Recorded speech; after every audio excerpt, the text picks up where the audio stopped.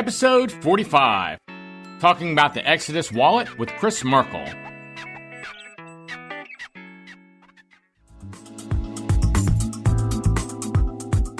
Interested in Bitcoin? Bitcoin is a very vague concept to a lot of people. Need to know more about cryptocurrency? We're going to talk about the basics. This is something that people just have no idea about what crypto is. How about buying, selling, and mining? Tony, I think that's one of the things that's going to make us a little different from some other shows. We're getting our hands dirty. Then listen to Gary Leland and Tony Sakala, better known as the Crypto Cousins, on the Crypto Cousins podcast.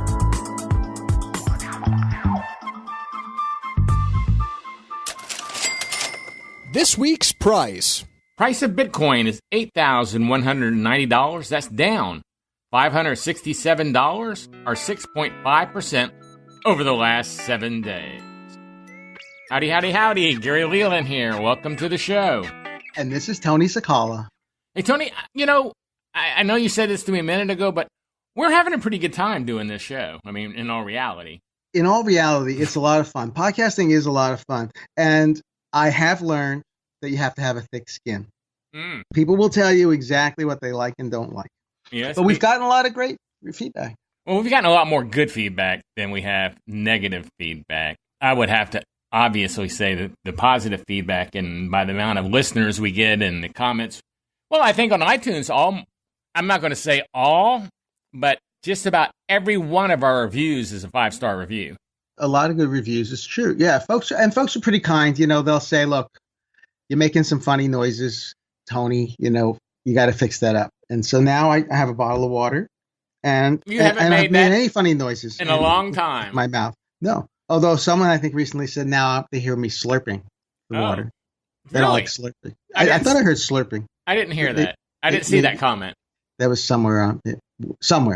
Well, there you go. That's what you call can't make everybody happy. Crowdsourcing to perfect our show, and we can take it. And we want to. Oh yeah. We want to be good enough that you want to keep listening. So thanks for the comments, good or bad. We appreciate them all. Want to make sure everybody knows. Now, Tony, we've been mining for a while now. Since September, we started mining, and we talk about mining a lot on the show. And we have our Ethan miners that we sell.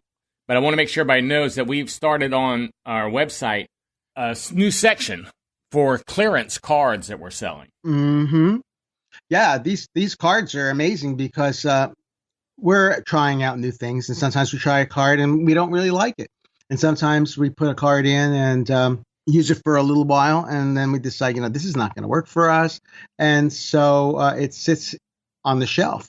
And we've got a bunch of cards that have been either sitting on the shelf or we were using them in experimental machines. And so you're going to see a lot more of that sort of thing.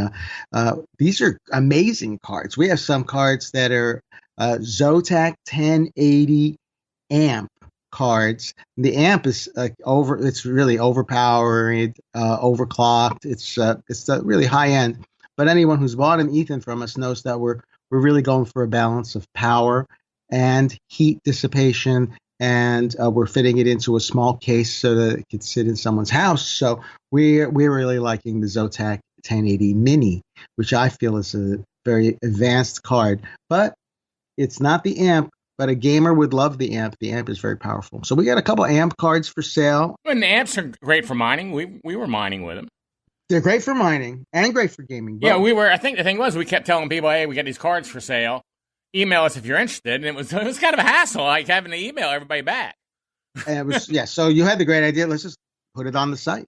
So if you're interested in seeing what we have as we add them to the site, just go to cryptocousins.com/clearance, and anything we add to the site, because we even got some new 1070s to get rid of, don't we? In the box, unopened. Yeah. So we got to put those on. Well, we ordered stuff on December 29th. I had ordered things from Amazon, and I was just click, filling the cart, just thousands of dollars worth of product. And some of them were back ordered, and we literally got them 4 months later because Amazon was like, oh, we don't have these yet, but they still took the order. And so we've got things now that we're really not wanting to keep. So if you're a miner and you're interested, or you're a gamer and you're interested, or you know someone that's interested, tell them to go to cryptocousins.com/clearance, and you can see those, and that's where you can see our Ethan miners also. And before we go in, also want to make sure everybody knows about BitBlock Boom. our crypto conference that we're scheduled for July in Irving, Texas. That's right by the airport in Dallas-Fort Worth. And don't we have a discount code for all the cousins?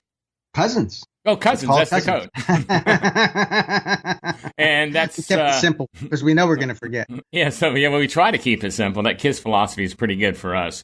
But that's 20% off, I believe, if you use the discount code cousins, right? Yes, it's 20% off code. So check that out because it goes up every 2 weeks. The price goes up the 1st and 15th every month. We got a great line of speakers. Check there.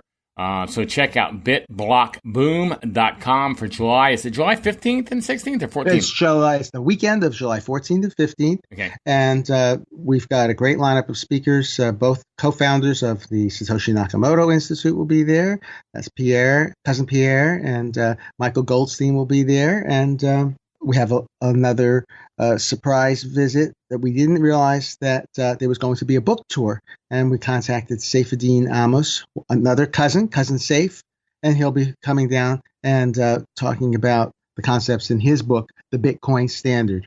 So if you understand the gold standard and you understand how it's been for thousands of years, been the standard for money, you're looking at what's going to be the standard for money for the next at least couple hundred years. The last big conference we were at, we even saw people who had bought Ethans from us. That was kind of cool. We were at our booth, and people would come up.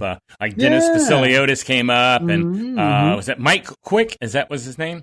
Mike Clear. Clear, that's it. Yeah, he's speaking, and Mike Clear is speaking, and Casey Hopkins is speaking, and Mark Hopkins is speaking. Oh yeah, we saw Casey at the last event we were. Yeah.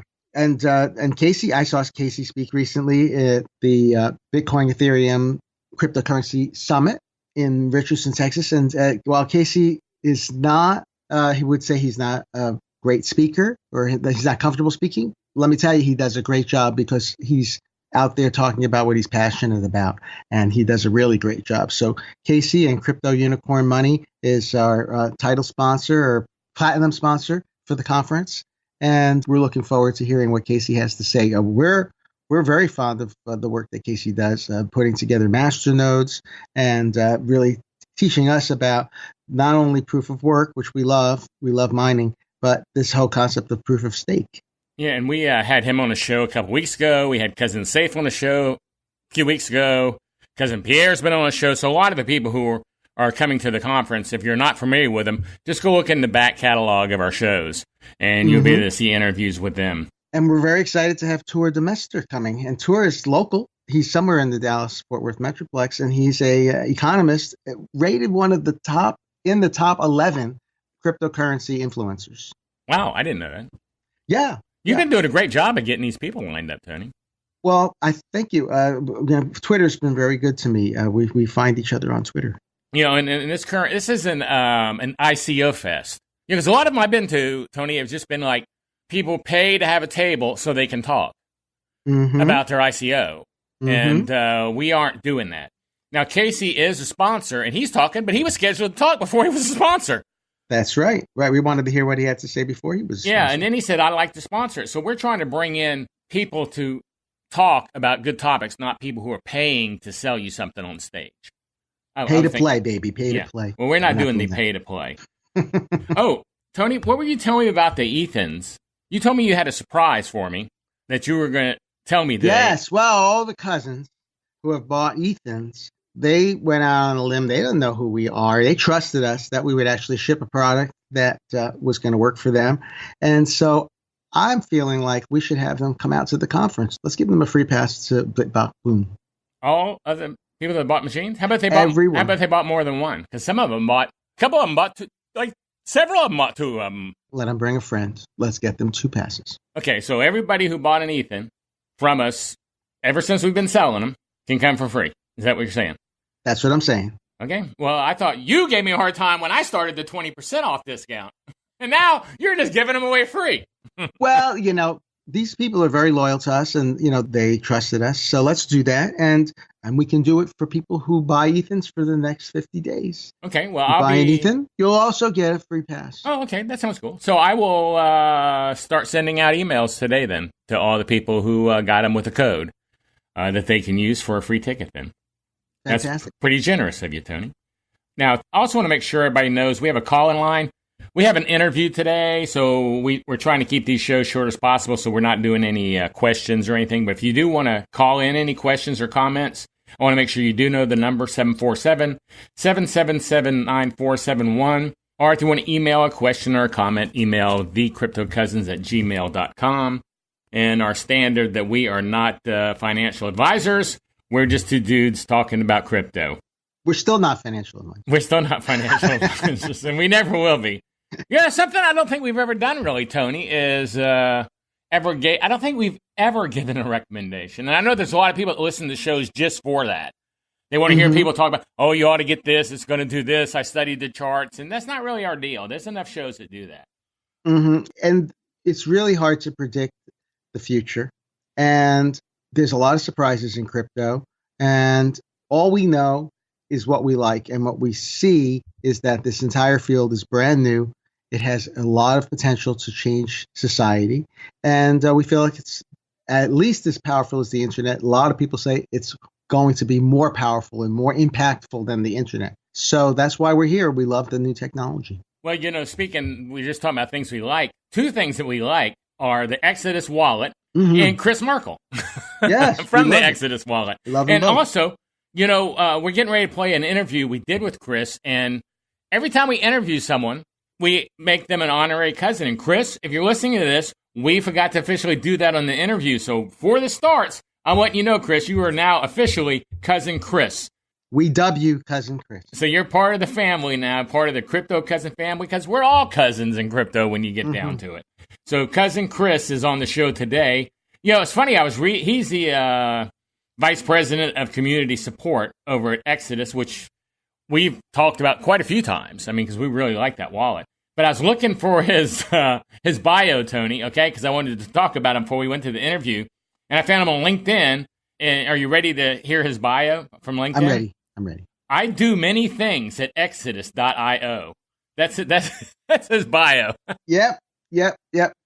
That's what we were doing. We were scouring the internet this morning, looking for things to write about for Cousin Kris. But, he's very humble. And I think we even said it on the show, that the credit goes to the whole team. He's really working with a group of people who do a great job. And each of them are participating in community support. And a lot of them are writing on Medium. They use the Medium platform as their blog. And we're excited about Exodus, and I think it shows in the interview. Well, if you're not familiar with Exodus wallet, before you make sure you do check out that wallet, which we will say during the show at exodus.io. But I was kind of like, as soon as I saw this wallet, I remember the first time I saw it, I said, wow, Tony, check out this wallet. I said, this wallet is really great, which we're going to talk about during the show. But that's my number one wallet. We asked him about it on the show. Why is there not a phone version? Because I would use it on my phone too, and we go over all that. So I guess we just need to go to the interview and quit talking about the interview. We're giving spoilers. Yeah, we're giving the spoilers. Let's go to the interview with Cousin Kris from Exodus.io, and we'll be back in a second. Hey, Kris, thanks for coming on the show. I really do appreciate it. Tony and I are big fans of the Exodus wallet, so we're excited to have you on here. Well, thank you for inviting me. I'm happy to be here. Yeah, welcome, Kris. You are the Vice President of Community Support. That's correct. Yeah. And something about support I have a lot of questions for you here. Okay. Yeah, let's go ahead and ask. I'll try not to mess them up too much. Now, I know you were there as a customer before you started working for them. There were 5 wallets, I think I've heard you say, or 5 coins on Exodus when you started. Mm-hmm. Yeah, and actually, I think right when I started, the Dash was added right before I started using the wallet. So it was a very early version, right after the official release. So I've heard you say that you guys are a support-driven company. That's correct. Really, the wallet is built around what's best for the users. We really focus a lot on how the wallet gives the users an emotional experience.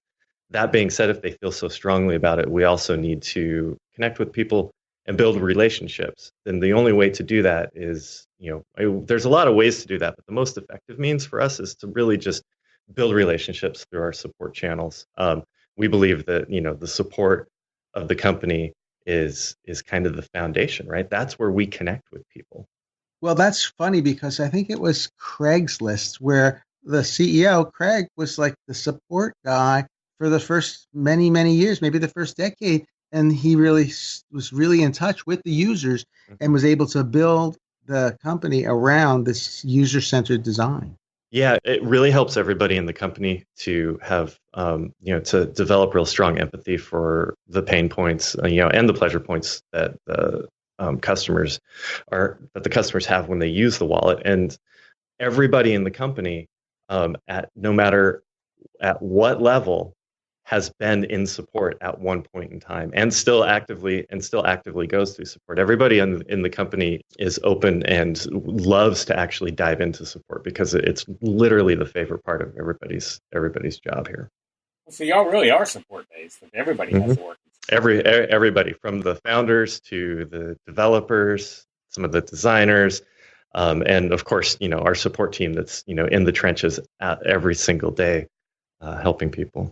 So what is it?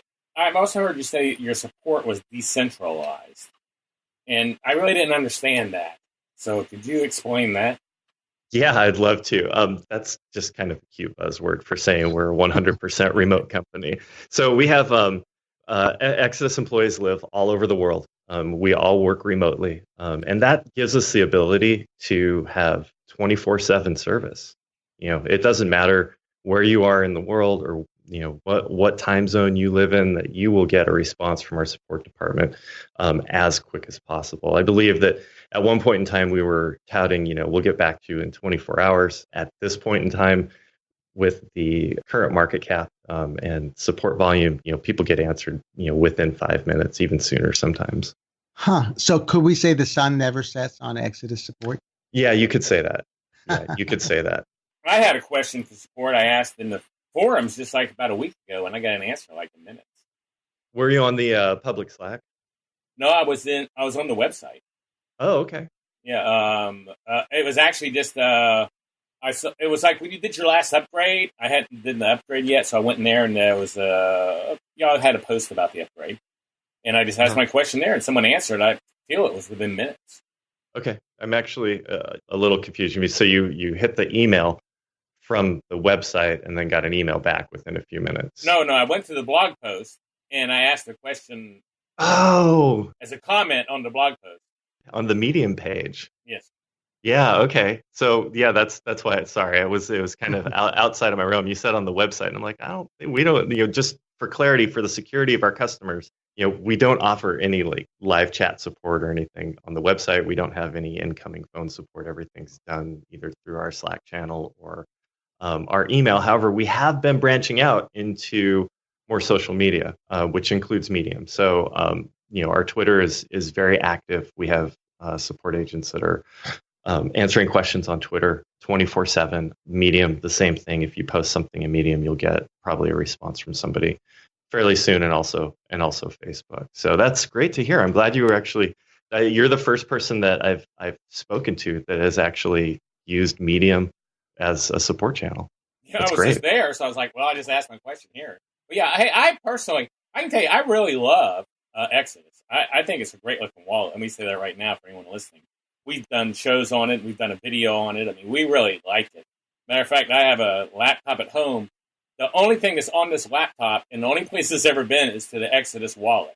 And it's like my online wallet that I use. So it's no chance for me to go anywhere to get anything on it is kind of my thinking on it. I just turn it on to access my Exodus wallet. But the thing I like most about the Exodus wallet? What's that? Is when I get money in it, it goes cha-ching.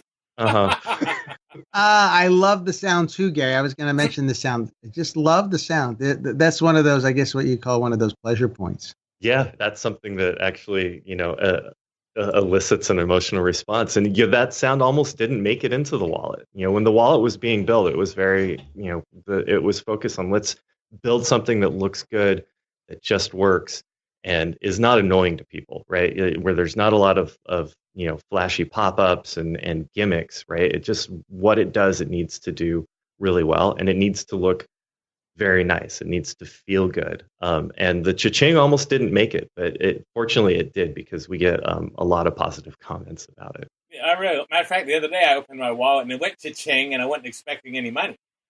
And I would have never gone looking for the money.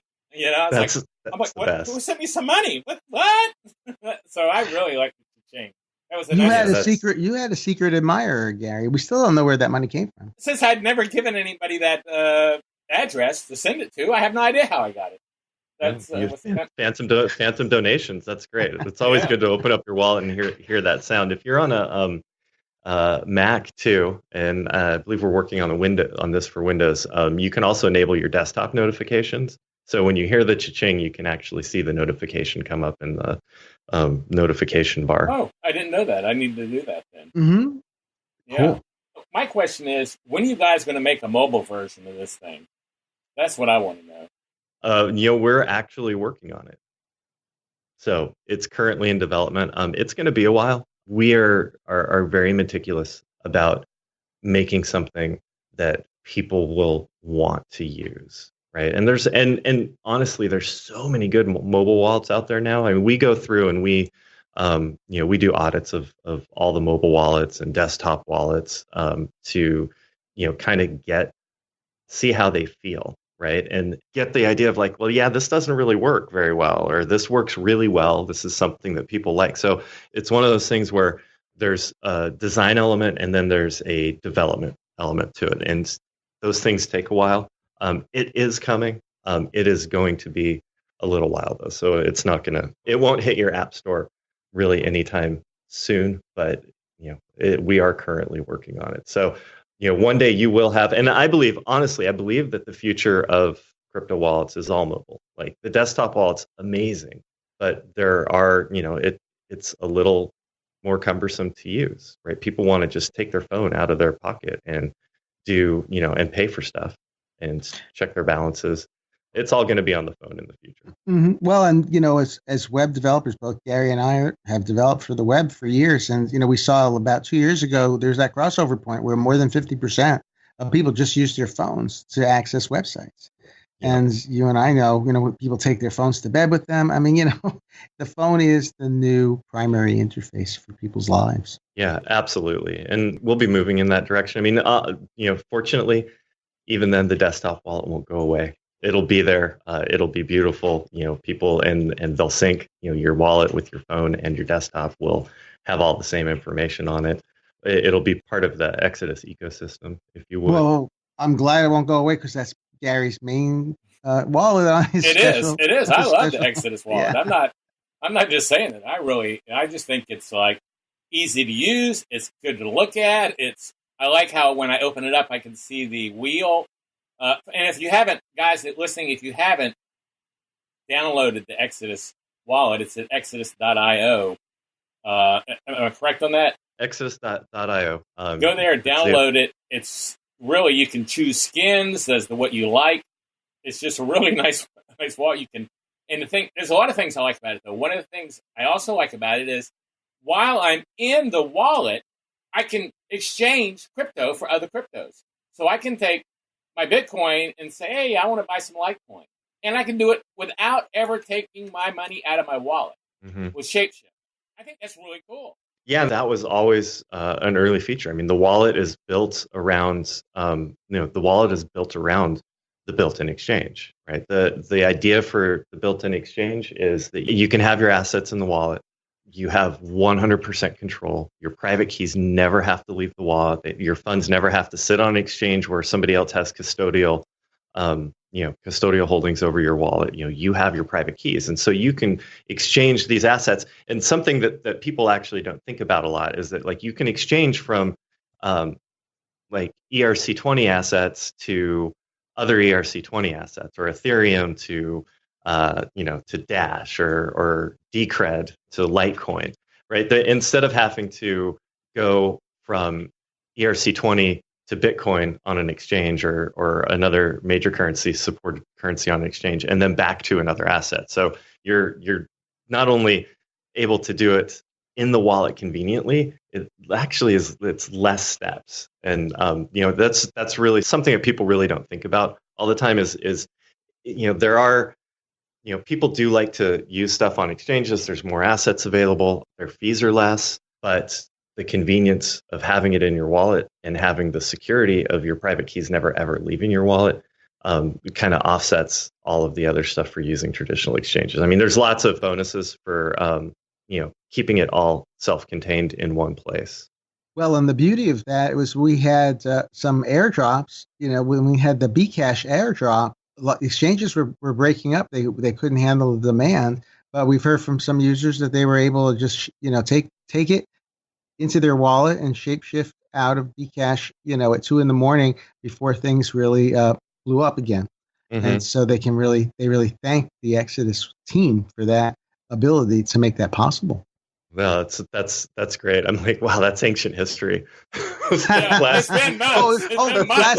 Wow. Yeah, November. If I could remember what it was like back then. I mean, you bring up a good point too. Like, at one point in time, like we weren't going to support Bcash, and this is something that we think about. Like when we talk about a customer support driven company, that everything we do always goes through the lens of, hey, well, if I was a customer, what would I want? And we had a lot of people that wanted us to support Bitcoin Cash, and we weren't going to do it. We're like not fans. It was a fork. It hadn't been done before. We weren't sure how it was going to work, and then all of a sudden you had this wallet pop up, and for people to import their private keys and have their Bitcoin Cash wallet. We weren't sure of the security of that. And so what happens if somebody exports their private keys and especially puts them into an untrusted service? They are more than likely going to lose their funds from our perspective. Oh, right. Yeah. It's a huge security risk. And so we decided that for, we care about our customers having control of their wealth. We're not in the business of people losing money. And so what we scrambled, and the development team came up with, quickly came up with a claim function shortly after the fork. So our users would not have to export their private keys to claim their Bitcoin Cash. It was really important for us, whether we wanted it, whether we had it in the wallet or not, that we needed a way for our customers to not be at risk, and that was to add the one-click claim button for Bitcoin Cash, and then we added it into the wallet and put it into exchange, and the rest is history.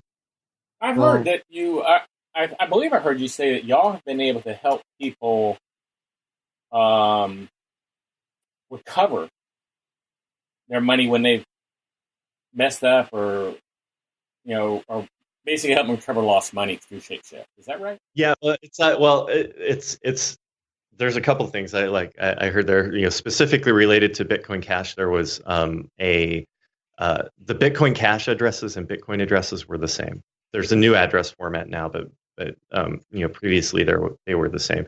And we would see people sending their Bitcoin to Bitcoin Cash addresses all the time. And we would see people sending their Bitcoin Cash to Bitcoin addresses all the time, which means that you can't access those on the chain, but you can recover them through the private keys. And so, as time went on and we saw that this was an issue for some users of the wallet, and it was really easy to accidentally do this. That we put in another one button. Hey, sweep your Bitcoin keys into your Bitcoin Cash wallet without ever leaving the wallet, so you can recover those funds.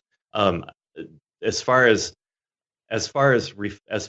using Shapeshift is a great service. Like it's amazing what they can do with being able to shift one asset to another in the time that they can. What they do is really hard, right? And sometimes it doesn't work perfectly.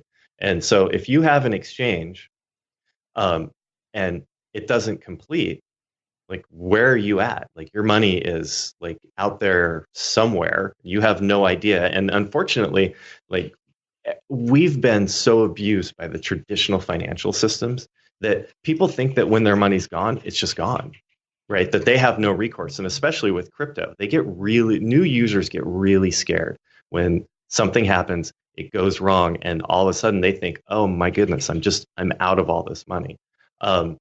Yeah, well, it's always scary when you're sending money. Yeah.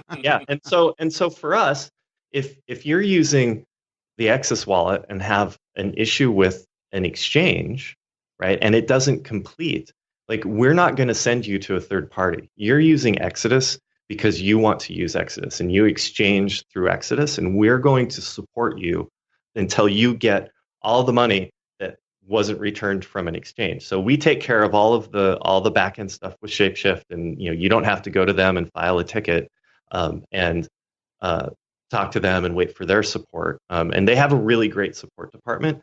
But we believe that since you're using Exodus, that we can support you for the wallet better than anybody else can. And we're going to advocate for you in getting your funds returned as quickly as possible. And we have a great relationship with Shapeshift, and we're able to, because we talk to them all the time, it's easier for us to, like, we already know what we're doing, like trying to, recover funds from a failed exchange. And so we can get you have a procedure in place. Absolutely. We have a lot of operations that are geared just to make sure people get their funds back if something goes wrong, and all 100% of the time to every single Satoshi. So there's no risk in losing money through an exchange. I mean, and there never really is. It's just the amount of time that it would take to get there, and to have somebody to talk to and say, hey, we're going to get this taken care of for you, and we're going to get all of your assets back. Well, that could be worth having the wallet right there. Just having someone, oh my gosh, if someone sends someone a Bitcoin and they mess it up, just having someone to help them. Yeah, I mean, to be clear, we're talking about internal exchange. So you would be sending the asset back to yourself, right? Through the exchange. Making a mistake sending an asset out of the wallet to just an address that an external address. Oh no, that's not what I meant. Sorry, that's another bonus of using the internal exchange, right? You don't have to actually put in any of that information. We take care of all of that. We take care of all of your wallet addresses.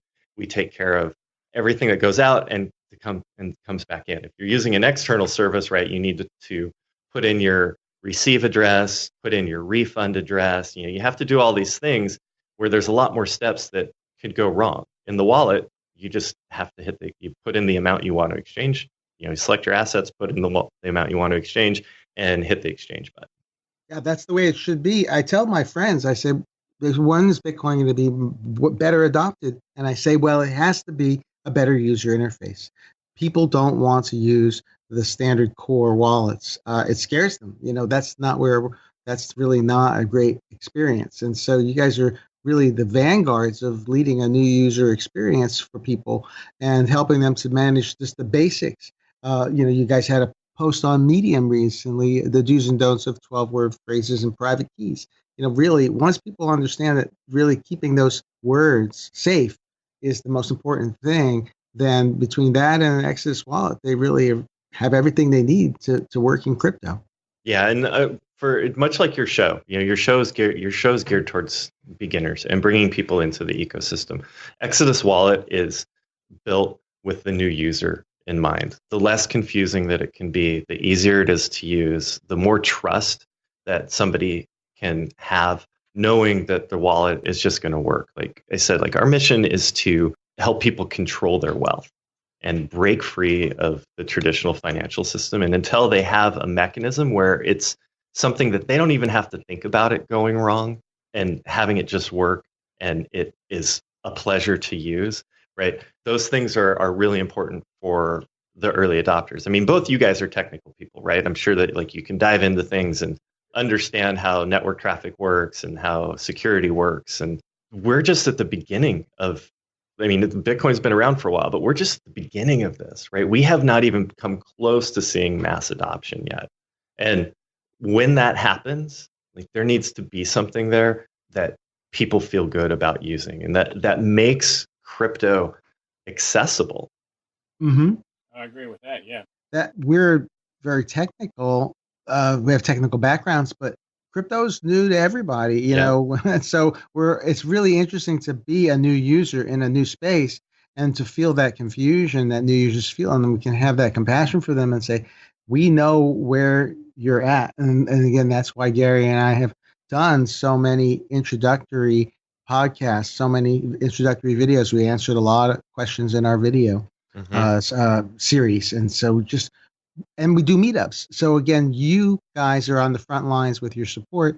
And it's the same way we are the number one question at our meetups. People sit down, we sit down at a Whole Foods or a Central Market, and people are like, where, I need a wallet. What do I do with my wallets? And that's the very first thing, obviously, that we teach. Yeah, there's a huge educational component to everything that we do. Like, even though the wallet is easy to use, we still like to make tutorials on how to use it and what to do if things go wrong. Like, we're always updating and adding things to the knowledge base article, because the more people know, the more empowered they are to use it, right? And to understand it. Even something that's deeply technical, we can help make it not so technical and not so scary. So education, educating our users not only about the wallet but about the ecosystem is really high on our list. Here's something that's high on my list. You like that? You like that segue there? Yeah. Here's something that's high on my list. What are you guys putting Monero on there? I'm a big Monero fan. And I see you added Zcash, which is nice. I feel like you're going in the right direction. You're adding a privacy coin. Yep. When are you adding Monero? I don't have a timeline on that. We're on the same team. I'm a big Monero fan. There are people on the team that are big Monero fans. JP, the developer, the chief developer and founder, one of the founders of the company, is a huge Monero fan. So it's been on the roadmap. The reason why it's not in there is because it's not easy to do. Like, if it was easy, if it was something that was easy, it would be in there already. And so what I mean by that is that we could throw it in there, but the user experience with Monero would be so completely different than it would be with any of the other coins. And that would cause the users a lot of confusion. Yeah. No, it has to blend in like the rest. Yeah, absolutely. Mm-hmm. I mean, having a coin in the wallet that has a consistent user experience with how the whole wallet works is really, really important. And that's a decision that we've made, is not to put it in until we can get it right. And everybody here wants it in. Okay, so we know it's being worked on. Yeah. If you look at our roadmap, you can see that it's planned. What it means that it's on the list. We're not actively in development of it yet, but it's not something that is going to just get looked over. I think at one point in time, I had an absurd percentage of my portfolio in Monero. Like, so much that I actually had to move some. I had to redistribute it a little bit, because I kind of got nervous. I'm like, wow, why is Monero 80% of my holdings? Well, good. I'm glad to know that we have Monero fans there, so I feel more comfortable that it will be coming someday. Another question I had that I just don't personally understand: how do you make money? I mean, this is free, and I never understand. That's one of the first things I said when I saw it. I said, "Oh, this is a great wallet. It's free. How do they make money?" Yeah, that's a really good question. We get that one all the time, because we do. We build a wallet. People can use it for free forever. This is the cool thing, is that even if the company doesn't exist anymore, your wallet will still work. Of course, it won't be updated, right? But you will still have, you'll still have the access to send and receive your assets, and you could still use it, because the wallet is an application that you own that lives on your computer. We don't have any control over that. So your Exodus wallet will always be there, no matter if Exodus, the company, exists or not. As far as how we fund the project, when you're in the exchange, you'll notice sometimes that there's a difference between the amount of coin that you're sending and the amount of coin that you're receiving. That's referred to as the spread. Basically, that encompasses that we take a very, very tiny amount from that spread off of each exchange. So every time you exchange in the wallet, we get an extremely small percentage of that, and that is what we use to fund the development and the support of Exodus. So the bigger the wallet usage grows, the larger the income to Exodus, and the more they can spend on staff and people. And development. This is exactly right. I mean, that's the sole conduit for funding the Exodus movement. Another question I had, I'm just going through a list of questions. I hope that's okay. Yeah, no, please. Can people at Exodus say, "Hey, I wonder how much money Gary Leland has in his wallet," and go look at my stuff? Can people do that on any wallet? I'm not just saying Exodus. I mean, we've never interviewed a wallet person. Can Interesting. people at wallet companies go say, hey, I got Gary's address here. I wonder how much money he has. Is that possible to do?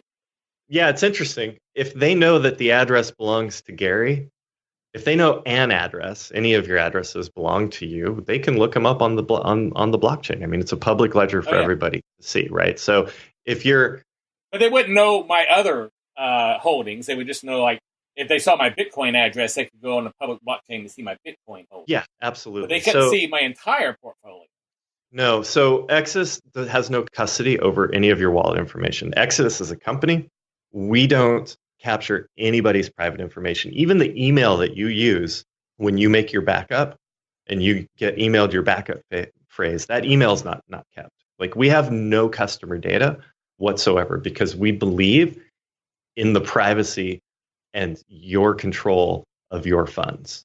So there's nobody at Exodus that could say, oh, this is so-and-so's wallet and let's take a look at that. If you have an account with like a hosted wallet at an exchange, there's nothing stopping anybody from going in and looking at your entire account, right? Or if they get hacked, you would actually want them to have records of your account because you're going to want them to return your money, right? With Exodus, we have none of that private information. Like, the wallet is yours, the addresses are yours.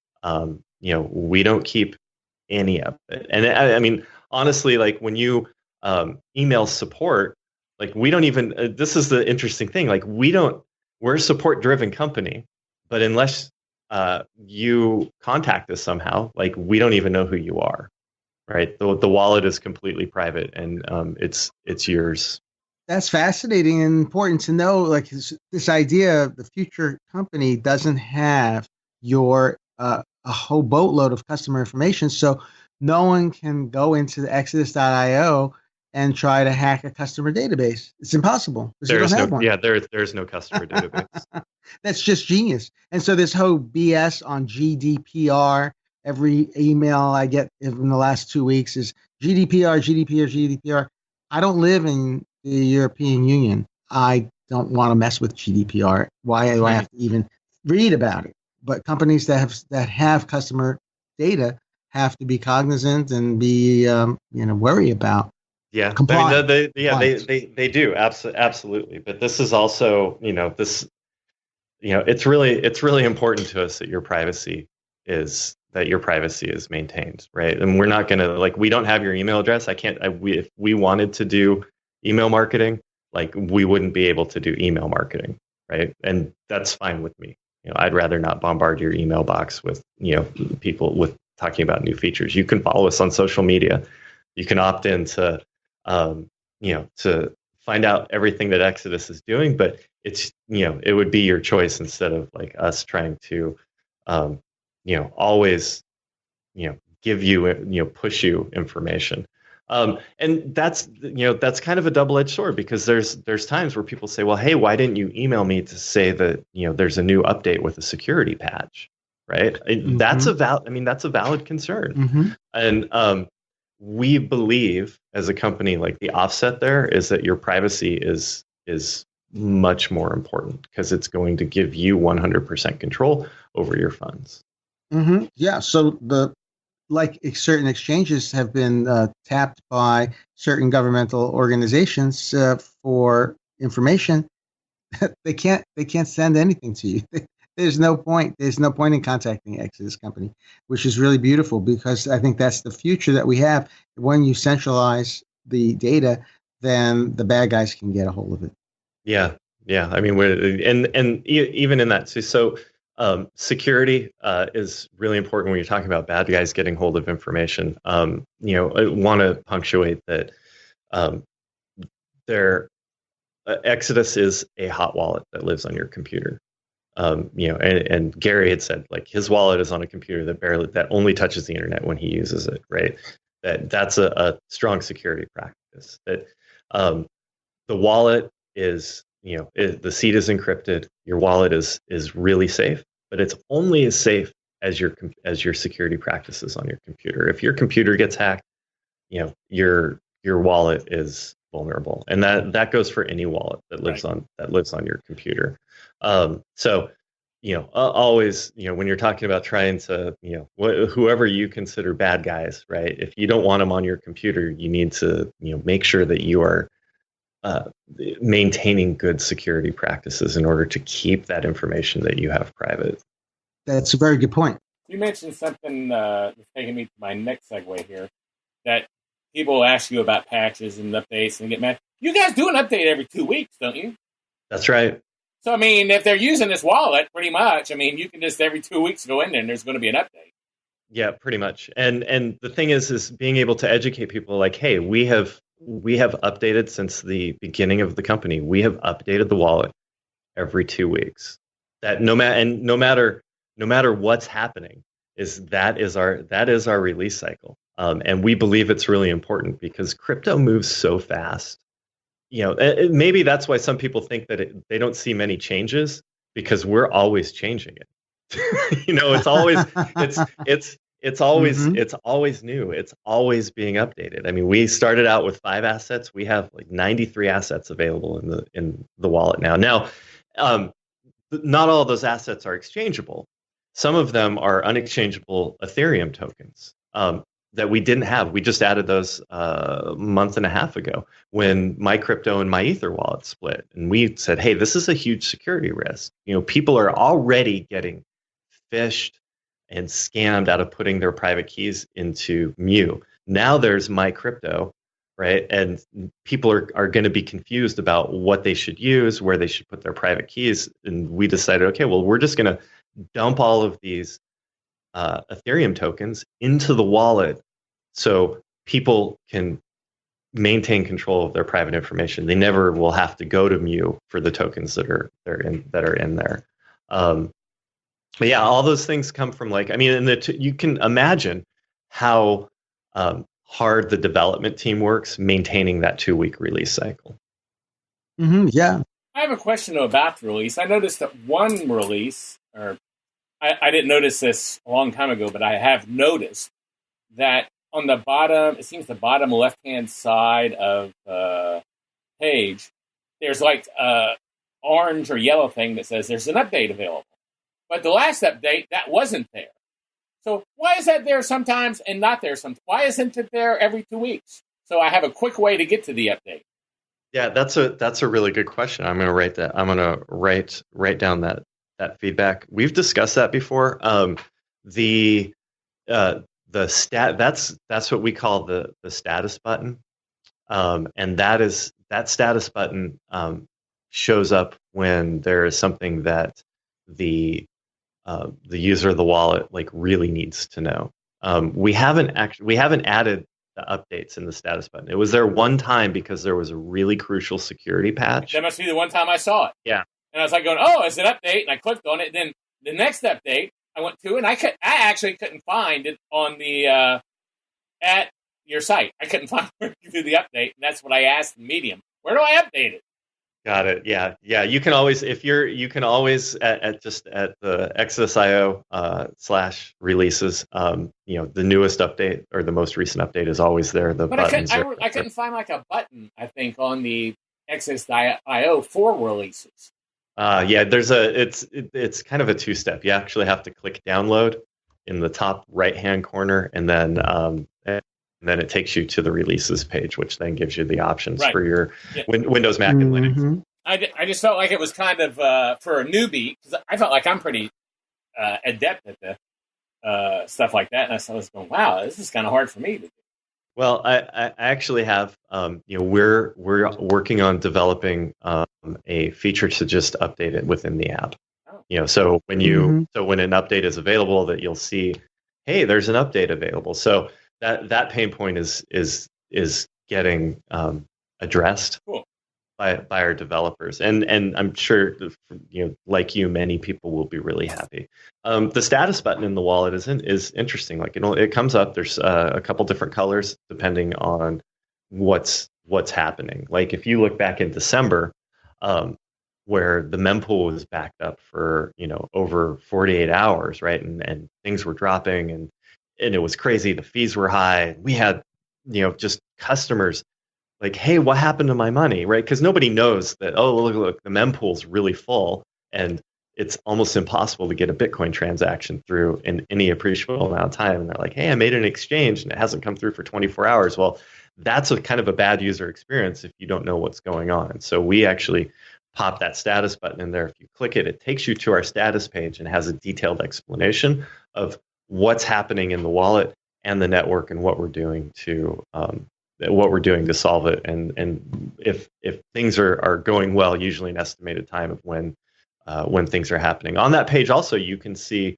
which assets are available for exchanging, sending, and receiving. Anything that's exchangeable in the wallet on that page, on the status page, you can actually see their current status.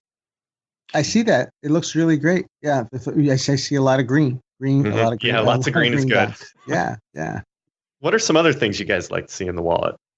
Well, I think you hit on the most important one for me is in-app update.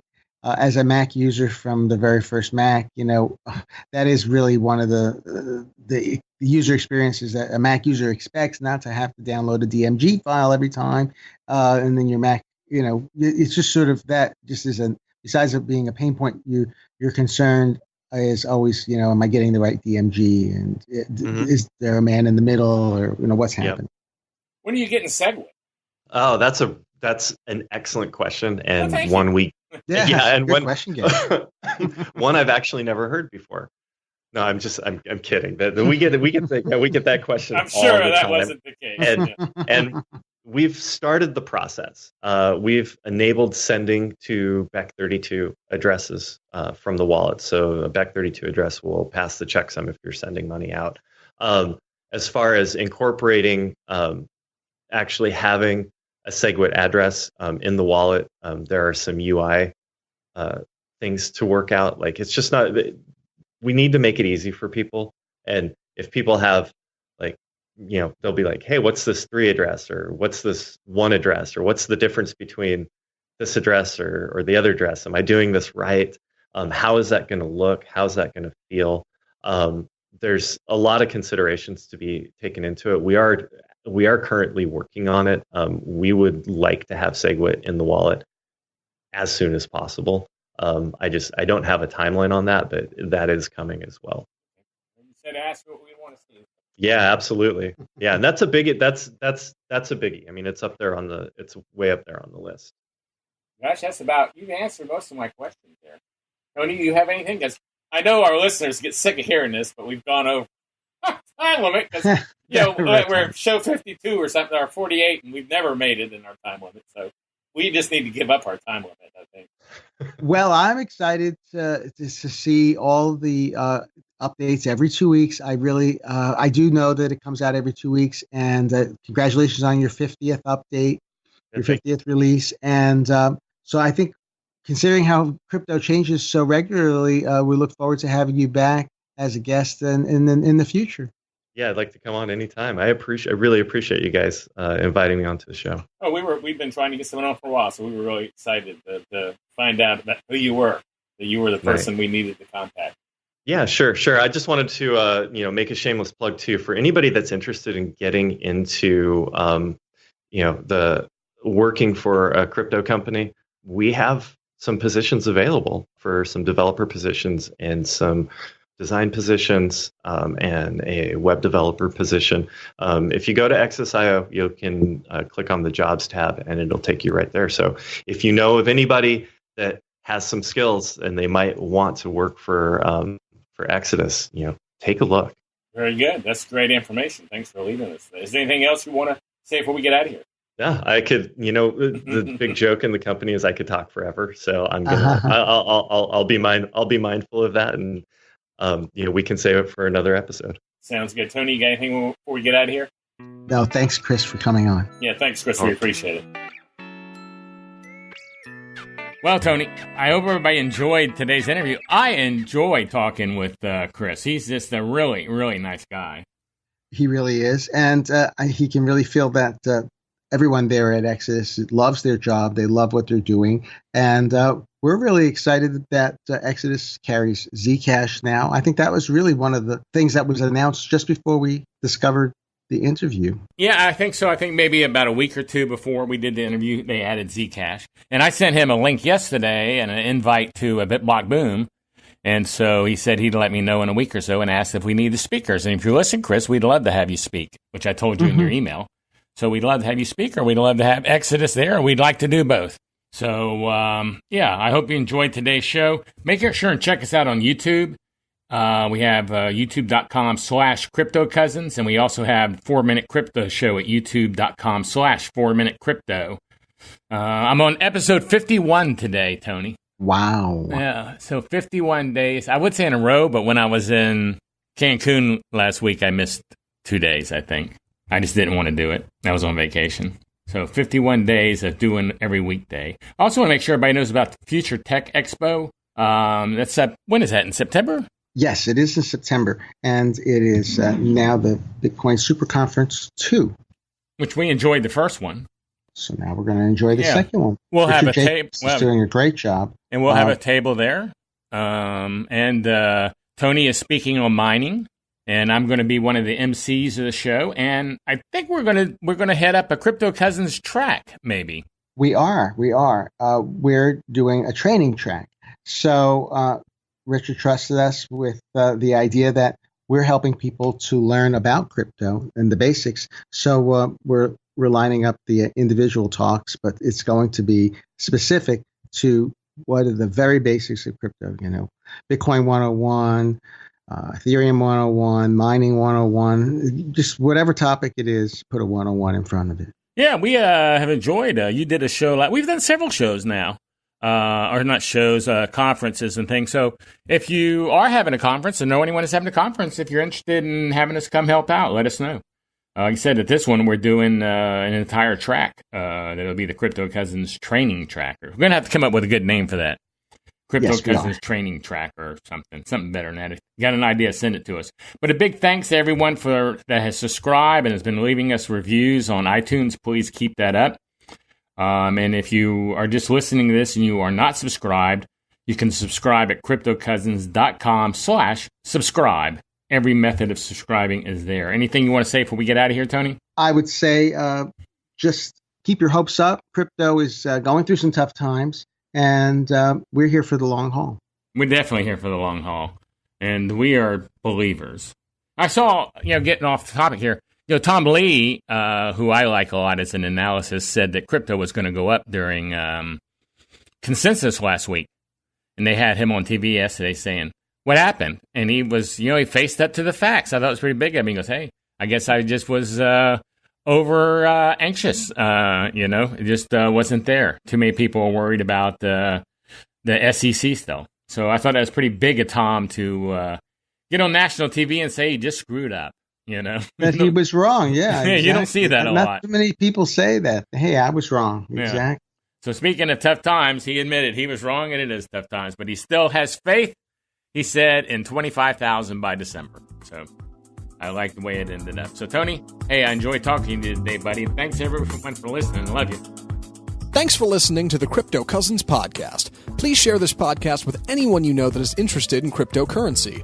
Your friends can subscribe on iTunes at cryptocousins.com/iTunes and on Android at cryptocousins.com/play. If you want to know more about Tony or Gary, just go to tonysakala.com or garyleland.com. Make sure and join us on the next episode, and thanks for listening.